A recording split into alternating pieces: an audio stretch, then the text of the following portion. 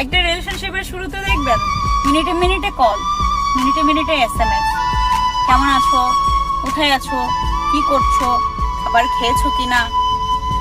আপনি যখন বলবেন না খাবার খাইনি, তখন সে বলবে দেরিতে খাবার খেলে শরীর অসুস্থ করবে। এমনই এত কেয়ারিং করবে ভাই, আপনার কাছে মনে হবে আপনার লাইফে এমন কেয়ারিং আর কেউ করেনি। আবার সেই রিলেশনশিপটা যখন পুরনো হতে যাবে, কয়েক মাস কয়েক বছর কেটে যাবে, তখন দেখবেন সেই কেয়ারিংটা আর আগের জায়গায় নেই।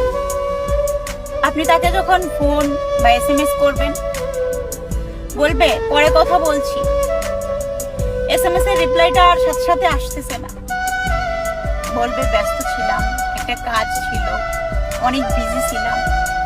আপনার কাছে তার ব্যস্ততার মুহূর্তটাই তুলে ধরবে, আগের মতো সেই কেয়ারিং এর জায়গাটা আর থাকবে না আপনার প্রতি।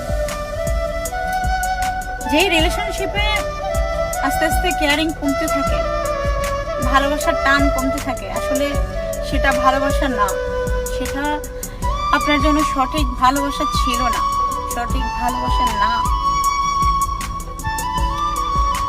ভালোবাসা হওয়া উচিত এমন, যার সাথে আপনার পুরো লাইফ কেটে গেল, তার প্রতি আপনার কেয়ারিং, টান, ভালোবাসার আবেগ, ভালোবাসা কোনোটাই কমতি থাকবে না।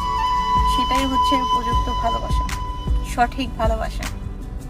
আজকের দিনের ভালোবাসা টিভি সিরিয়ালের মতো, মিনিটে মিনিটে চেঞ্জ হয়ে যায়। ভালোবাসা যদি বাঁচতেই হয়, ভালোবাসার মতো করে